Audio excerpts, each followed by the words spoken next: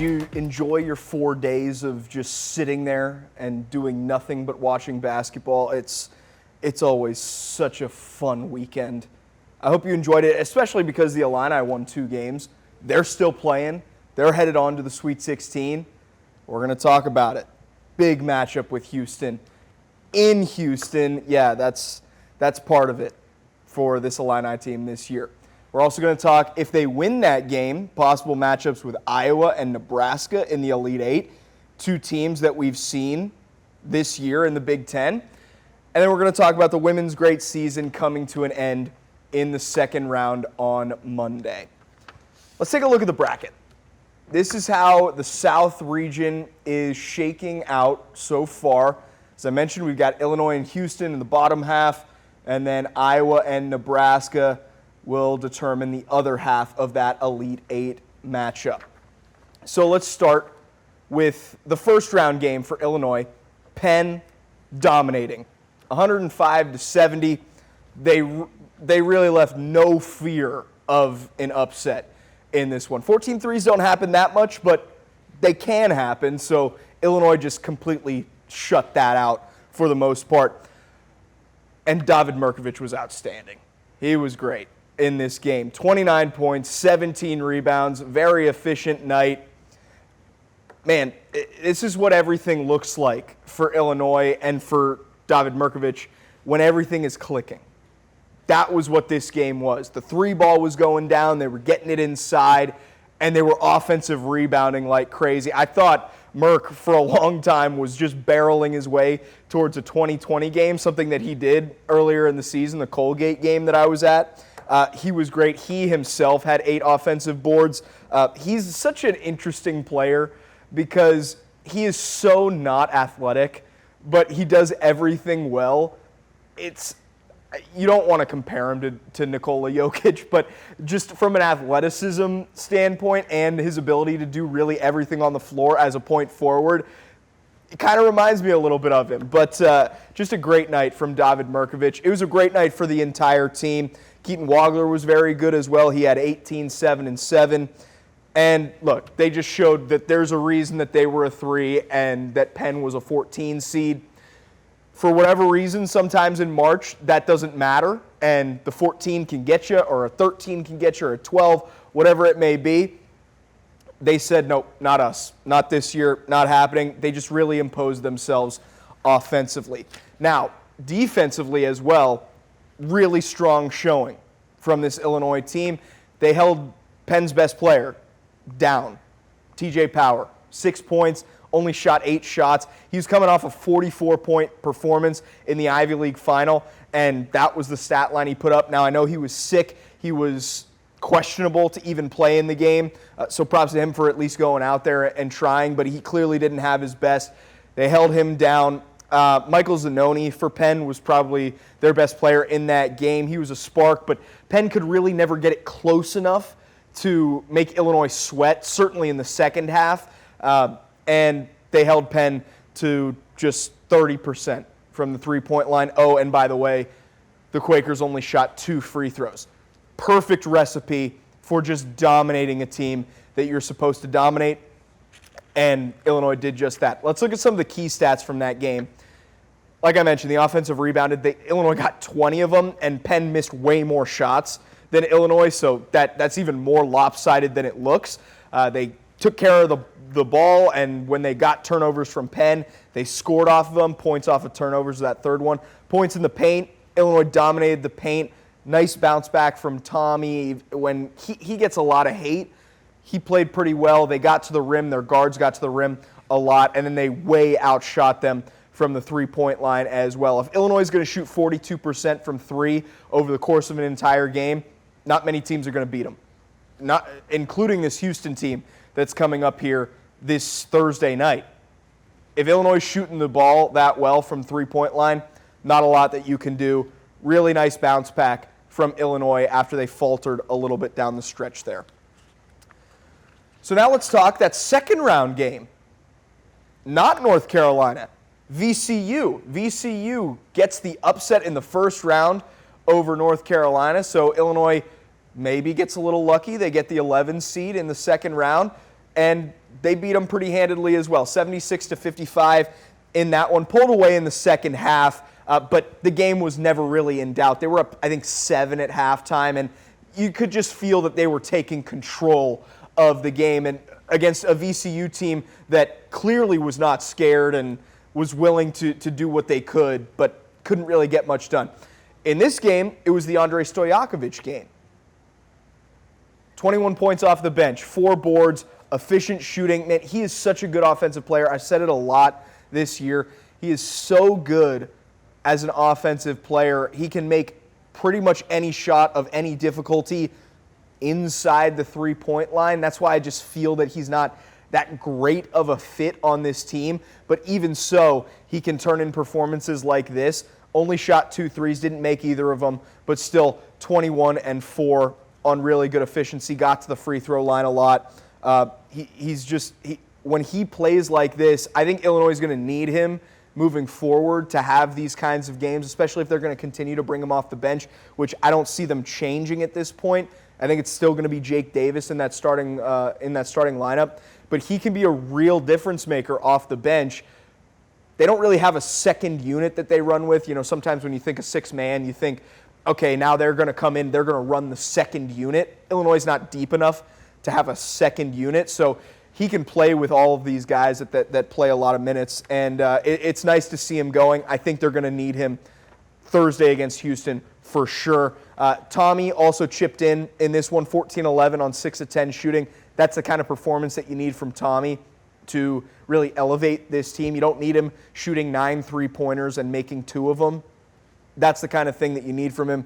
And the other thing about this game, the VCU game, is that it was good to see them carry it over from Penn. It wasn't just a one-game thing of them really clicking and flying together and having everything rolling on all cylinders. No, they carried it over from Penn to VCU, 2 straight games in 3 days, and they looked great in both of them. And the other thing about this game is that VCU likes to play a little faster. They didn't let VCU speed them up, which has been at times a problem for Illinois, is getting sped up a little bit and the shots don't go down. Terrence Hill Jr. for VCU was the guy that you had to worry about. He comes off the bench as well. He did his thing. He got what he got. It was a good performance from him, but VCU just didn't have enough guys.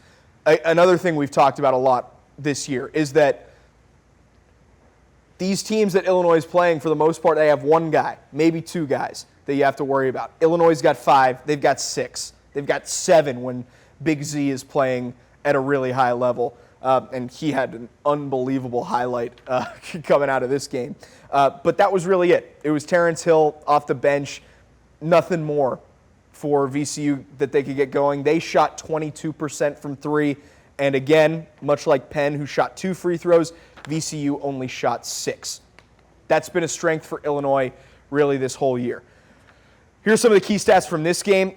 VCU really, they kind of tied them up or beat them in a couple of these key stats, but it didn't matter because Illinois won the paint and they really won the three-point line. Again, you come out of 2 games in the NCAA tournament, you average them, you're shooting 40% from three-point. Again, if Illinois shoots 4 out of 10 from the three-point line, that means they're going to make at least 10 of them in the game. So for your opponent, where are those extra 30 points coming from? That's the difficulty that Illinois puts on you. Let's hear from Brad Underwood after this VCU game, just talking about what it means to be in this spot again with this team. We're 34 or 5 games in, whatever we're in, and there's not a lot we don't know. I'm really glad to see us, and I used a term before the tournament, just let it rip. We've got to play that way, and we've got to play loose, and we've got to play free. And whether it was, Keaton and Merck have been so instrumental throughout our processes here late. and now it wasn't them having the night. It was other guys, and glad to see Tommy get going. Glad to see Z get it cranked up, and I just thought that Ben Humerkaus's defense was outstanding. He had a couple threes, so it's just a well-rounded group, and I've known that. It's just nice to start seeing it. You'll never see a happier person with a towel wrapped around him than a coach that has just moved on to the Sweet 16 or the Final Four or something like that. And I love the idea of telling your guys, you just got to let it rip. You just got to let it rip. And that's what Illinois did through 2 games. We'll see if they can keep it going. Before we talk about Houston, let's take another look at the bracket just so we know what is coming. They've got Houston Thursday night. Win that game, they're going to face the winner of Iowa and Nebraska, 2 Big Ten teams that we've seen, that they've beaten this year. Both of them that Illinois has beaten. If it's an all Big Ten Elite Eight, at least in the South region, that will certainly be interesting because the Big Ten has struggled in the NCAA tournament here recently, getting to the Final Four and winning national championships. So that's just another part of it as well. Let's talk Houston. 2 seed. Tip-off is late. Thursday at 9:05 in the Sweet 16. Yes, this game is in Houston. Look, Rice is technically the host of this tournament site. If Houston was the host of the Houston tournament site, they would not be allowed to play there. But they're not. They let Rice be the host, so the committee was allowed to put them in Houston. It's not being played in Houston's gym. It's in the Houston Rockets arena. So that's another aspect to this. So there were no rules that were broken putting Houston in Houston for the Sweet 16 Elite Eight. Does it suck for Illinois? Absolutely. Big advantage for the Cougars because of that. And Houston is a lot to handle. They've got a lot of different guys. It starts with Kingston Flemings, though, for Houston. He is part of this outstanding freshman class of players all across the country. Keaton Wagler is a part of that as well. Kingston Flemings, I think, gets forgotten in some of those conversations, but man, he is a torch. He can do a lot of different things to you. He can get to the rim. He can pull up from anywhere, step outside, anything at all. He's got pretty good size at 6'4", and he passes the ball pretty effectively as well. And you can see his shooting numbers. They're really good. Near 50% from the floor, near 40% from 3. Kingston Flemings is a guy, and he's a guy that you have to worry about. He actually shoots the 3 ball better against these high-quality Tier A type opponents that Illinois is. He's actually up over 40% from 3. So, yeah, he's a really impressive guy. Now, if it's not Kingston Flemings, that's not all that Houston has. They've got Emmanuel Sharp and Milos Uzan, who are very good complementary guards as well. Emmanuel Sharp has been playing basketball at Houston for 13 years, and I think he's a senior. I think this is his last one, but I thought that 5 years ago too. Really good player, can create for himself. He's pretty dynamic with the ball in his hands. And then Milos Uzan is kind of just that catch and shoot type of guy. He can get to the rim if he needs to, but he hangs out more behind the 3-point line consistently than maybe Sharp. Sharp can really back you down and get you to the block and where he wants you and turn around, little jumper, baby hook, or can power through you and get to the rim. Uzan, his numbers this year are down comparatively to last year, but he's a guy that if he gets going early, if he gets hot, or if you forget about him because Houston has a lot of other guys that you have to be focused in on, he can be very dangerous. I know you look at 11 points per game, 34% from 3, 38% from the floor, which is not good, and you think, okay, we don't have to worry about this guy. No, if you forget about him, you're going to have to worry about him, because if he's left open, he'll knock down those open shots.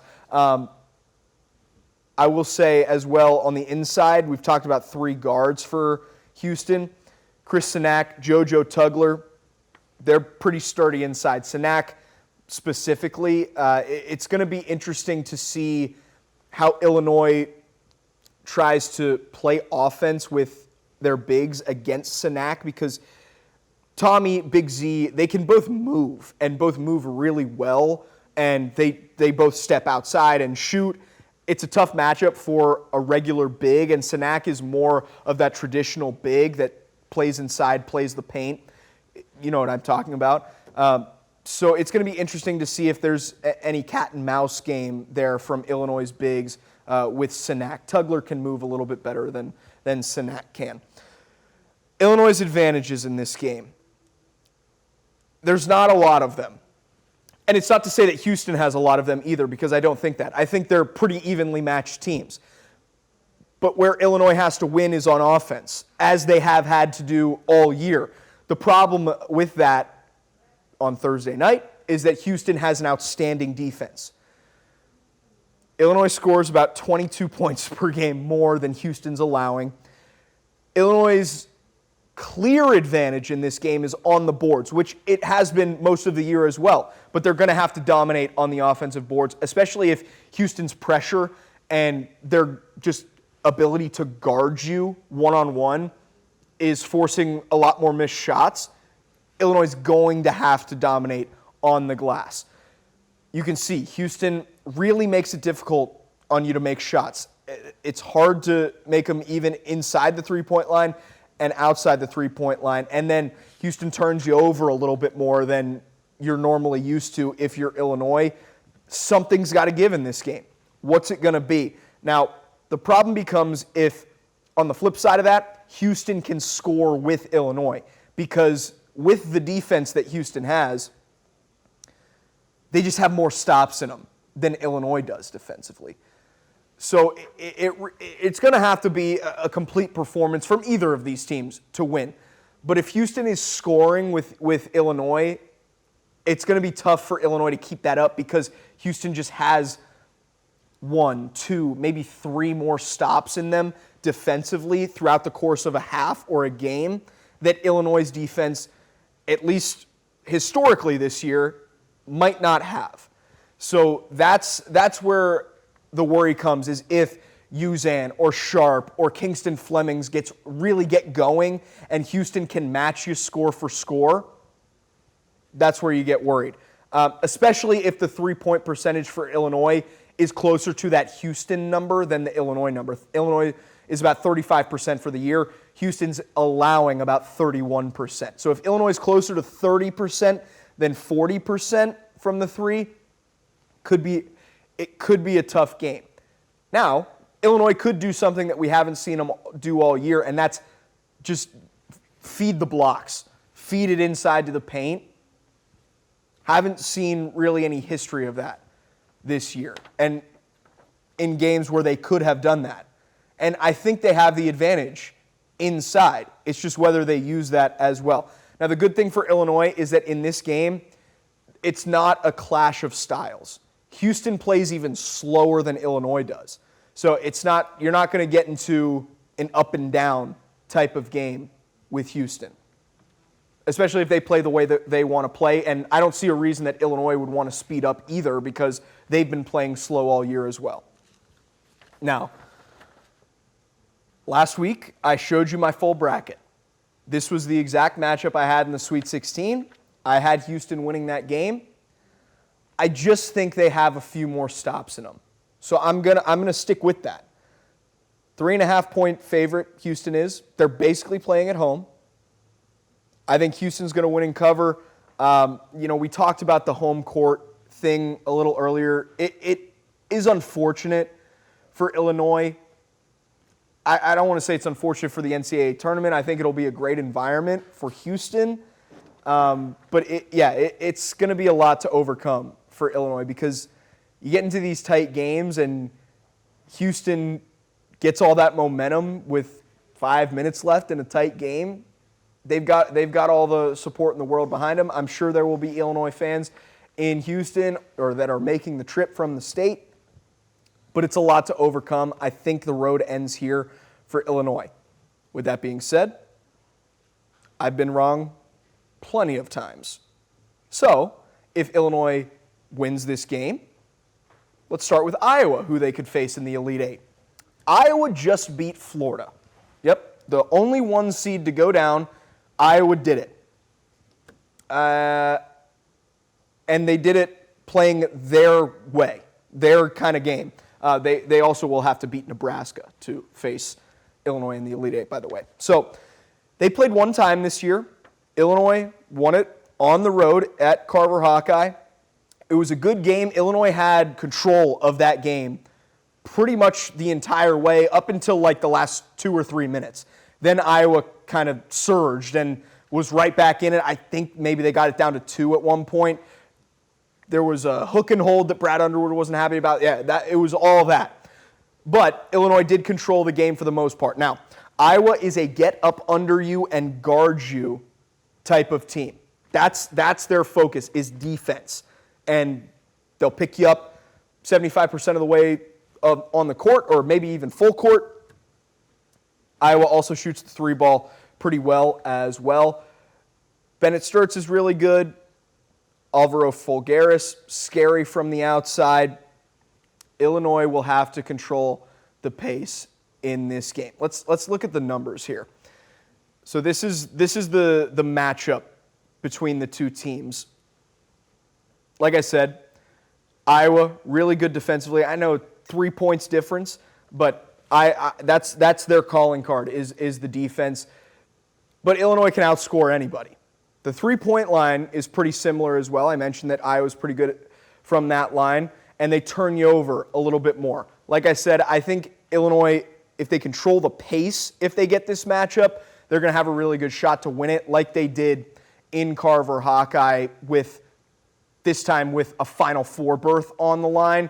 And I mentioned 2 guys for Iowa. Again, Illinois has got 5 or 6 that they can turn to offensively, at least. And respect to Iowa, because they beat Florida with Bennett Sturts playing a really poor game. He really did not play very well in that game. It was Alvaro Folgaris that hit that shot that ultimately beat the Gators. So a lot of different things that go into that matchup as well. It's also something where if you're in the league with somebody, I know they only played once, but these teams know each other really well. It's probably going to be a headbutt battle anyway, no matter what you do. Let's talk Nebraska, another Big Ten team. 4 seed in the South region. They'd have to beat Iowa to play in the Elite Eight. These games would be Saturday, by the way, because they're playing Thursday. Same thing as in the first 2 matchups with Nebraska. They've played Illinois twice this year, and we've talked about them twice on this show. Can they stop Price Sanford? Can they do it? They won because they did, and they lost because they didn't. Game 1 did not stop him whatsoever. This was the game in Champaign, and they lost. In the second game in Nebraska, they largely held him down. They won that game. We know he can really shoot it. These are his stats against Illinois in those 2 games this year, averaging 23. He's shooting 50% from the 3-point line with 10 makes. Doesn't get to the free throw line that much, at least against Illinois, which not many people do get to the free throw line. But look, he's the guy. He's the guy that you got to key in on. Can they stop him for a second time out of 3 tries this year? That's the game. That is the game with Nebraska. Can you stop this guy from taking over from the 3-point line? Can't let him get clean looks early. That's kind of what killed him in the first game, was right off the opening tip, he hit 2 straight threes, and Brad Underwood was calling timeout like a minute into the game because he's like, how do you leave this guy open? We know that's what he does. That's pretty much all he does, is sit outside, shoot 3-point shots or mid-ranges. That's pretty much it. And if he gets those clean looks, it'll never stop. Huskers do play strong defense. Man, this is going to be a fun weekend. It's a lot of stress, I'm sure. I have never, as a fan, seen a team that I root for in the Sweet 16. Sad. It's a sad life that I live. So I don't know what you're going through as an Illinois fan. I don't know what it's like to be in your position come Thursday night. but I would love to know at some point. We'll see. West Virginia, they'll get there eventually, I would think. Let's talk about the women's team, because I was in Nashville this last weekend covering their games, sat courtside for them, and I was around the team a lot. And it was great to see them interact and the belief that they had in their team. Let's start with Colorado. 10 seed. They won it 66-57 in the first round at Vanderbilt. This was a closer game than I thought it would be because Colorado didn't impress me on the page. Luckily for them, the game is played on the court. Colorado got to the rim a lot early on in this game. Their two guards got going a little bit in the first half. Desiree Wooten came off the bench. She got hers, and she played pretty well. Ziana Walker, she was pretty much a non-factor for most of the game.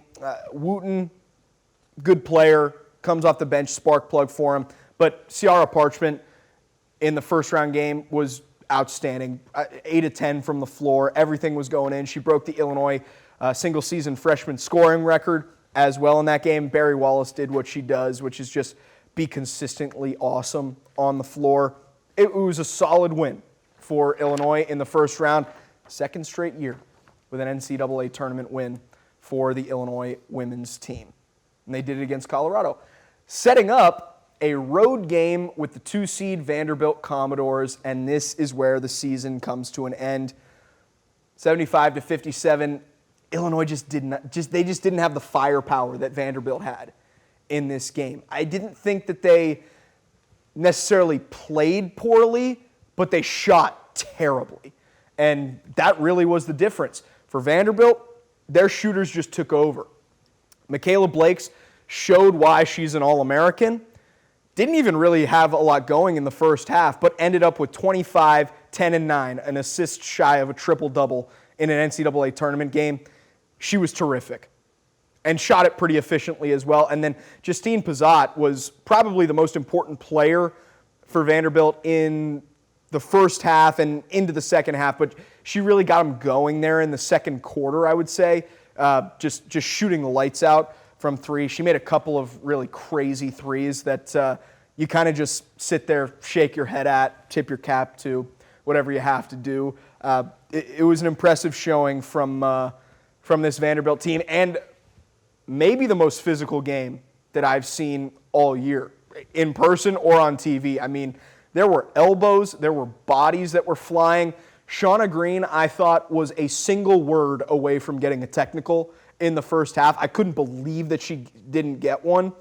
And I didn't necessarily disagree with her. I thought the whistle was pretty wild in both directions. So I didn't blame Shauna Green at all for how upset she was. But they just didn't have enough. And when you got shooters like this going off, you have to have something that matches. Illinois just went cold. They just went cold. They couldn't put the ball in the hoop.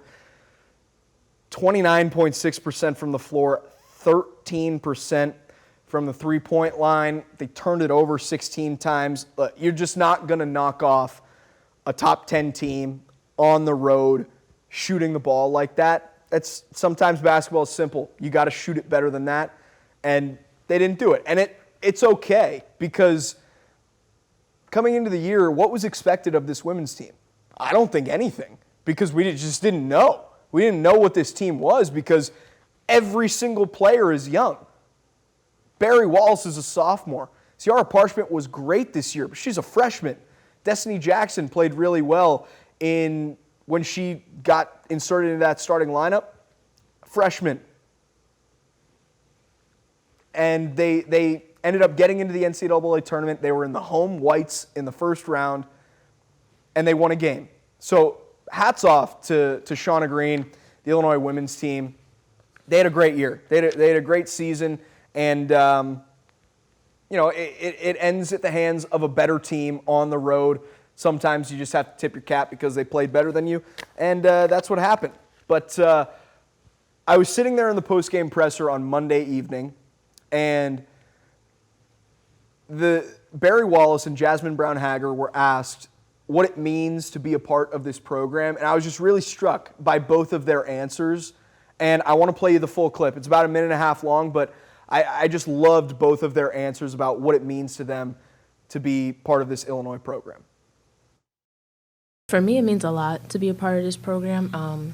Reasoning is just because there's no excuses and kind of what our standards are. And I think with this group that we have, I think we're all starting to learn and understand that and just know that our standard is going to get us to where we want to get to, and we just have to consistently do that at a high level. And just knowing that there's no one else I'd rather play for, just because she stands for everything I truly want to be when I leave college. And it's just no excuses, everyday woman, and just knowing that that's just what this program is about, and kind of like at the end of the game, that's just how we have to play too as well. Like, the whole game, like I think second half, kind of when we were down, it's just kind of like, okay, but who are we at our core? And that's just kind of what we have to go out there and represent, and we just weren't consistent in that enough tonight. But I think moving forward, like we're truly starting to understand like what it really means to play for Illinois. Yeah, we talk about that all the time, like everyday women, and I think that really is who we are at our core, and Coach Green models that for us every day, and her leadership, just showing up every day and giving us her best, and our whole staff as well. And I think, we worked hard every single day this year, and like she said, no one made any excuses, but I think, we're just going to use this as motivation going into the off season. Like, we're everyday women all year round, not just in the season, so we're going to work every day in the off season and in the preseason as well, and just prepare for next year. Man, you got your players talking about you like that. Your program is on the way. Avery Shauna Green. So much respect for her from those players in those answers. They are on their way. They've been to the NCAA tournament 3 out of her 4 years already. They've got a young team. We'll see what happens in the transfer portal. I hope they all stick together, because if they all come back, maybe you supplement it a little bit with the transfer portal, you got a real shot to be really good next year. So hats off to the women's team on a great season. The men's team still rolling on.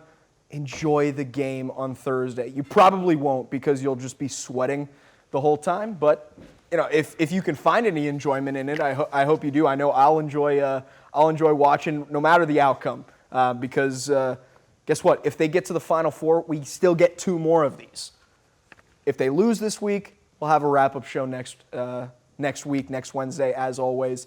But really looking forward to this weekend. Sweet 16 Elite 8 is always a great time. And we were set up for a great weekend last week, because we got upsets, but no crazy ones that take away from this weekend where you're expecting any blowouts.